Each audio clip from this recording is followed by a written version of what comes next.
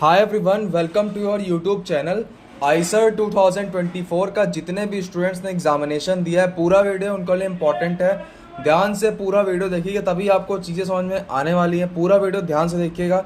इस वीडियो में काउंसलिंग के बारे में बात करने वाला हूँ, तो पूरा वीडियो आप लोग ध्यान से देखोगे तो चीज़ें समझ में आएंगी, वरना आप बहुत इंपॉर्टेंट इन्फॉर्मेशन मिस करने वाले हो।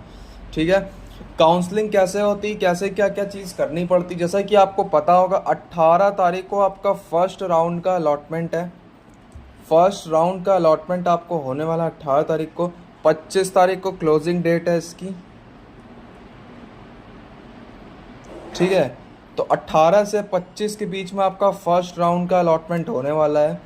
And second round of allotment आपका 30 जुलाई से लेकर के 3 अगस्त तक रहने वाला है। थर्ड राउंड ऑफ अलॉटमेंट का भी कोई इन्फॉर्मेशन निकल के आया नहीं है। जैसे ही कुछ आता है मैं अपडेट कर दूंगा। और काफ़ी सारे बच्चे पूछ रहे थे भैया कितने राउंड ऑफ अलॉटमेंट्स होंगे, तो देखो अभी इसके रिगार्डिंग तो कोई इन्फॉर्मेशन निकल के नहीं आई है। जैसे ही कुछ आता है मैं आपको इन्फॉर्म कर दूंगा, तो उसके लिए आप लोग परेशान मत होना। आपका काम है चैनल को सब्सक्राइब करके रखना। तो पूरा वीडियो ध्यान से देखना। टेलीग्राम ग्रुप ज्वाइन नहीं किया, जाकर के ज्वाइन कर लो। काउंसलिंग के बारे में अगर बात करूं तो काउंसलिंग के बारे में अगर पूरा बात करूं मैं, तो काउंसलिंग बेसिकली इसमें आपको कोई भी पार्टिसिपेट वगैरह करने की ज़रूरत नहीं है। जो भी पार्टिसिपेशन करना था, जो भी कुछ करना था, वो आपने प्रेफरेंस ऑर्डर जब भरा था, प्रेफरेंस ऑर्डर साथ ही में जब आपने डॉक्यूमेंट अपलोड किए थे, तो वही आपका पार्टिसिपेशन ऑफ काउंसलिंग था। ठीक है, और कुछ आपको करने की ज़रूरत नहीं है। और इसके रिगार्डिंग और किसी को पैसे उसे देने की ज़रूरत नहीं। इसके रिगार्डिंग बी अवेयर करके एक मेल भी आया हुआ है, प्लस ऑफिशियल वेबसाइट पे भी लिखा हुआ है, जिसका मतलब मैंने बहुत अच्छे से समझा दिया है।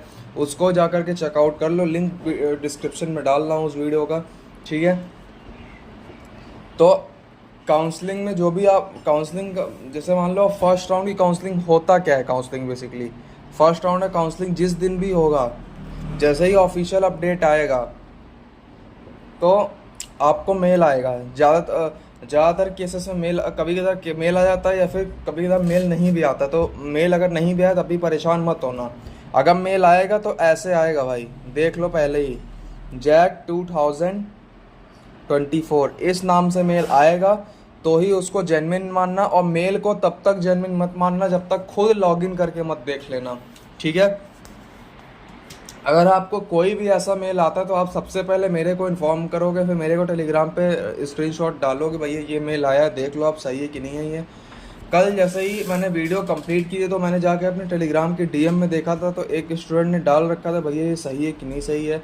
तो मैंने उसको फिर बोला कि वीडियोस मैंने डाल दी हैं एंड इस सब चेक करो, मत पढ़ो। तो फिर उसने वीडियो वॉच किया, तैने वो मेरे को बोल रहा था okay thank you so much, जो भी बोला उसने। तो एक बार आप मेरे से कंफर्म कर लोगे कि भैया ये मेल जेन्युइन है कि नहीं है, तो ही आप मेल पे भरोसा करना। लेकिन जब तक आप लॉगिन मत कर लें तब तक भरोसा मत करना। तो सेकंड चीज़, इन केस अगर आपको मेल नहीं आता है तो आप उस केस में क्या करोगे। आपको कुछ नहीं करना, लॉगिन करो, कॉलेज अलॉट होगा, लॉगिन करो। साइड में ही आएगा, साइड में जहाँ हेल्प डेस्क, पर्सनल डिटेल सब लिखी होंगी, वहीं पे एक ऑप्शन होगा अलॉटेड कॉलेज का। ठीक है, अलॉटेड कॉलेज पे जाओगे, जो भी आपको कॉलेज अलॉट हुआ होगा वहाँ पे सारी डिटेल्स आ जाएंगी। भैया राउंड नंबर ये एंड प्रेफरेंस ऑर्डर आपको जो कॉलेज मिला है, ठीक है, वो उसका प्रेफरेंस नंबर क्या था, कौन से प्रेफरेंस पे था, वो फर्स्ट पे था, सेकंड पे, थर्ड पे था, वो लिखा होगा। और आपका वो लिखा होगा college code, BSMS IISER Bhopal, BSMS Eicher Kolkata, जो भी लिखा होगा। And seat acceptance fee status दिखा रहा होगा उस टाइम, नो यस जो भी दिखाएगा। अगर आपने पे कर दोगे सक्सेसफुल दिखाएगा, नहीं करोगे तो नो दिखाएगा वहाँ पे। ठीक है, तो अब ध्यान समझो इस चीज़ को। प्रेफरेंस ऑर्डर जो होता है ना, सॉरी मैंने स्पेलिंग गलत लिख दी। प्रेफरेंस ऑर्डर जो होता है, जो भी आपने प्रेफरेंस ऑर्डर भरा है, जो भी प्रेफरेंस ऑर्डर आपने भरा है, मैंने तो पुणे, कोलकाता, भोपाल, मोहाली, त्रिवेंद्रम, तिरुपति, बहरामपुर, मैंने तो ये बताया था। और अगर किसी को BS में इंटरेस्ट है तो उनको मैंने बोला था BS engineering, BS economics, BSMS IISER Bhopal, ऐसे भरे and then further Pune, Kolkata ये सब भर दें। ठीक है। तो ऐसे ये मैंने प्रेफरेंस ऑर्डर बताया था। तो प्रेफरेंस ऑर्डर आपने जो भी भरा होगा, देखो काउंसलिंग में बेसिकली दो तीन चीज़ें इंपॉर्टेंट होती हैं। फर्स्ट मतलब दो तीन चीज़ें दी होती हैं जब आपका कॉलेज अलाउट होगा। फर्स्ट होता है आपका एक्सेप्ट एंड फ्रीज का,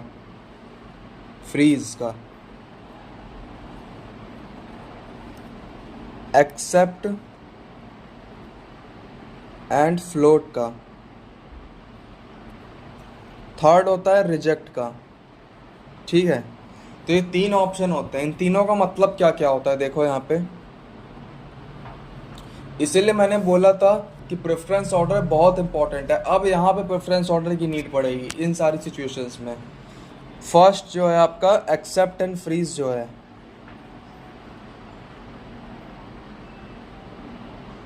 एक्सेप्ट एंड फ्रीज जो है आपका, इसको बेसिकली मैं लैपटॉप जरा साइड कर देता हूँ। हाँ हाँ ठीक है।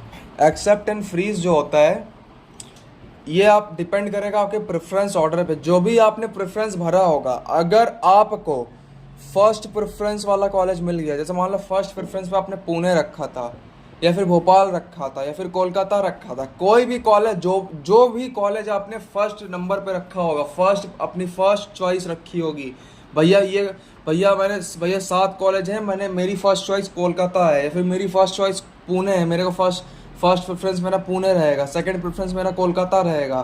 तो यदि जो भी आपका फर्स्ट चॉइस वाला कॉलेज रहेगा, यदि आपको वो अलॉट हो जाता है किसी भी राउंड में, ये सारे ऑप्शन हर राउंड में आएंगे। ठीक है। फर्स्ट राउंड का एग्जांपल देखिए, मैंने तो बस ऊपर की चीज़ें समझाई हैं कि फर्स्ट कैसे कैसे आपको कॉलेज अलॉट होगा।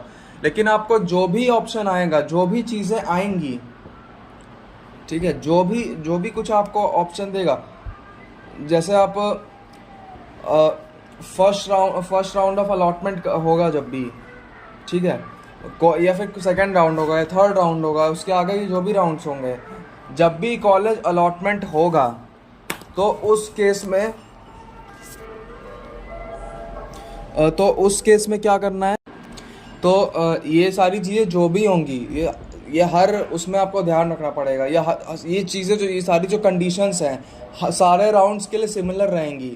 तो अगर आपको फर्स्ट प्रेफरेंस का कॉलेज मिलता है तो आपके पास सिर्फ 2 ही ऑप्शन आपकी उस पर स्क्रीन पे शो होंगे जब आपको कॉलेज अलॉट होगा।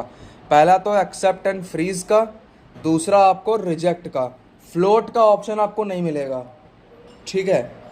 क्योंकि आपको जो फर्स्ट प्रेफरेंस वाला कॉलेज था वही आपको अलॉट हो गया है, तो फ्लोट का ऑप्शन आपकी उससे हटा दिया जाता है। क्योंकि भैया फर्स्ट चॉइस का मिल गया है, तुम फ्लोट करके क्या ही करोगे। फ्लोट करके ऐसा तो नहीं कि सेकंड थर्ड फोर्थ पे जाओगे। फ्लोट का मतलब ये होता है कि भैया अगर तुमको सेकंड पे मिल गया है तो सेकंड, अगर मान लो तुमको थर्ड वाला मिला है, तुमको फर्स्ट वाला चाहिए, तो भैया अपग्रेड होकर सेकंड या फिर फर्स्ट मिल जाता है। ये होता है फ्लोट का मतलब। यानी सेकंड जो ऑप्शन होता है आपका एक्सेप्ट एंड फ्लोट का, ठीक है, यानी जो आपका ऑप्शन होता है एक्सेप्ट एंड फ्लोट। अगर आपको मान के चलो भैया आपने फर्स्ट प्रेफरेंस पे पुणे भर दिया है, ठीक है, चलो मैं लेट सपोज कि फर्स्ट पे पुणे भर दिया है, फोर्थ प्रेफरेंस पे भैया आपने मोहाली रखा था, ठीक है, तो आपको फोर्थ प्रेफरेंस वाला कॉलेज अलॉट हो गया है, ठीक है, किसी भी राउंड में।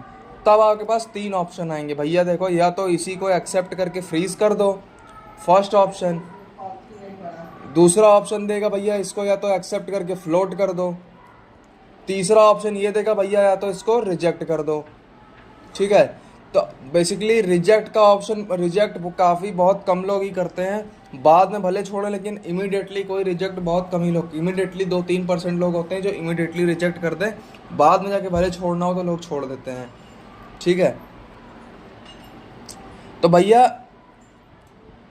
3 ऑप्शन देगा आपको, फर्स्ट सेकंड और ये थर्ड ऑप्शन। अगर आपको फर्स्ट प्रेफरेंस का कॉलेज नहीं मिला है तो ये 3 ऑप्शन देगा। या तो भैया वो आपसे भैया कहना क्या चाहेगा, कहेगा भैया या तो तुमको जो मिला है उसको लेकर खुश रहो, एक्सेप्ट एंड फ्रीज कर दो। नहीं, वो तुमसे कहेगा अगर तुम भैया खुश नहीं रहना चाहते हो तो एक्सेप्ट एंड फ्लोट कर दो भैया। कि तुम्हारी एक्सेप्ट एंड फ्लोट का मतलब होता क्या है, देखो पहले ये समझो। एक्सेप्ट एंड फ्लोट का मतलब आपकी जो सीट होगी, वो तो एक्सेप्ट हो जाएगी, वो तो वो फिर रिजेक्ट नहीं होगी किसी भी हाल में, वो रिजेक्ट नहीं हो सकती फिर। सीट तो एक्सेप्ट हो जाएगी, लेकिन फ्लोट से ये होगा कि मान लो अगर भैया तुमको सेकंड राउंड में मान के चलो कि अगर तुमको फोर्थ प्रेफरेंस का कॉलेज मिला है, तो थर्ड राउंड में हो चांस है कि तुमको सेकंड प्रेफरेंस का मिल जाए या फिर थर्ड प्रेफरेंस का मिल जाए, ठीक है, टॉप 3 में से कोई मिल जाए। अगर मान लो फिफ्थ राउंड में तुमको थर्ड प्रेफरेंस का कॉलेज मिल गया, तो हो सकता है भैया हो सकता मतलब थर्ड राउंड में तुमको मान के चलो थर्ड प्रेफरेंस का कॉलेज मिल गया, तो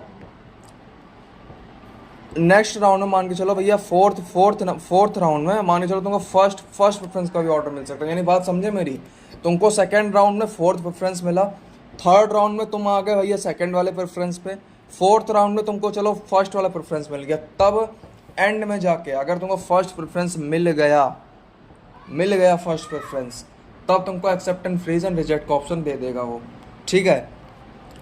और एक और चीज़, ये तभी पॉसिबल है जब सीट्स वेकेंट रहेंगी। और इन केस मान के चलो लास्ट राउंड हो गया, आइसर वालों ने अनाउंस कर दिया भैया अगला जो राउंड होने वाला है वो लास्ट राउंड होने वाला है, उसमें भी अगर तुम्हारा अपग्रेड नहीं होता है, फोर्थ प्रेफरेंस का फोर्थ प्रेफरेंस ही रहता है, कोई अपग्रेडेशन नहीं हो पाता है किसी भी रीज़न से, तो भैया वो तुमको सीधा कह देगा कि भैया सॉरी फॉर दिस। अब आपके पास दो ही ऑप्शन है, या तो भैया फ्रीज कर दो या तो रिजेक्ट कर दो, बस। लास्ट राउंड तक अगर ये कहानी चली गई, आपकी अगर सीट आपने का फ्लोट किया हुआ है, लास्ट राउंड तक अगर ये कहानी चली गई कि भैया कि लास्ट राउंड तक चला गया, आप अपग्रेड ही नहीं हो रहा है आपका, भैया फोर्थ पे ही गाड़ी अटकी हुई है, तो भैया लास्ट राउंड में ऑप्शन दे देगा भैया या तो तुम शांति से फ्रीज कर दो या तो अपनी सीट रिजेक्ट कर दो, ठीक है। लेकिन जब तक आप फ्लोट में रहोगे तब तक आपकी सीट कहीं नहीं जाएगी, ठीक है, इस चीज़ का ध्यान रखो, ठीक है। तो मतलब समझ में आ गया होगा एक्सेप्ट एंड फ्रीज का कॉन्सेप्ट, एक्सेप्ट एंड फ्लोट का भी कॉन्सेप्ट। कुछ नहीं भैया, फ्रीज सीधा कहता है कि जो भी आपको कब होता है कैसे होता है ये तो मैंने समझा ही दिया है, वहाँ बस सीधा मतलब समझ लो एक लाइन में, भैया फ्रीज सीधा कहेगा भैया या तो सीट फ्रीज कर दो या तो रिजेक्ट कर दो, फ्रीज का मतलब यही होता है। फ्लोट आपसे कह रहा होगा भैया, फ्लोट वाला केस जब आपका बनेगा तो 3 ऑप्शन मिलेंगे, या तो कह रहा होगा भैया जो मिला है उसी में खुश रहो, दूसरा यह कहेगा भैया अगर तुमको नहीं खुशी है तो फ्लोट कर दो, फिर हम देखते हैं अगले राउंड में अपग्रेड हो पाता है नहीं हो पाता है।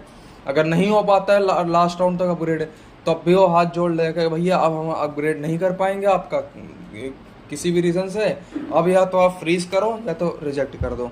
और रिजेक्ट का मतलब आप सबको पता ही है। तो ये होता है पूरा, ऐसे सिस्टम काम करता है आइसर की काउंसलिंग में, ठीक है। तो होप सो आपको समझ में आ गया होगा अब तक, ठीक है। तो ये सारी चीज़ें होती हैं। अब बात आती है SAF पे। SAF का फुल फॉर्म सीट एक्सेप्टेंस फ़ी होता है। आइसर के बाउचर में जाओगे, फिर आइसर वेबसाइट पे जाओगे, वहाँ पर ही सीट एक्सेप्टेंस फ़ी का लिखा हुआ है कि कितनी पे करनी होगी आपको। जब भी आपको कॉलेज मिलेगा, किसी भी राउंड में आपको कॉलेज मिलेगा, आपको विद इन अ डेडलाइन आपका अपना सीट एक्सेप्टेंस फ़ी पे करना होता है। जैसे 18 तारीख को शुरू हो रहा है, 18 से 25 तक, तो इस बीच में आपको अपना सीट एक्सेप्टेंस फ़ी पे कर देना है, वरना आपकी सीट ऑटोमेटिकली कैंसिल हो जाएगी, ठीक है। होगी क्या, जनरल, EWS, PWD, साथ ही साथ में OBC, इन सारी कैटेगरीज के लिए 35,000 सीट एक्सेप्टेंस फ़ी है, ठीक है। SC/ST के लिए, और हाँ जम्मू एंड कश्मीर माइग्रेंट्स वालों के लिए भी यही है।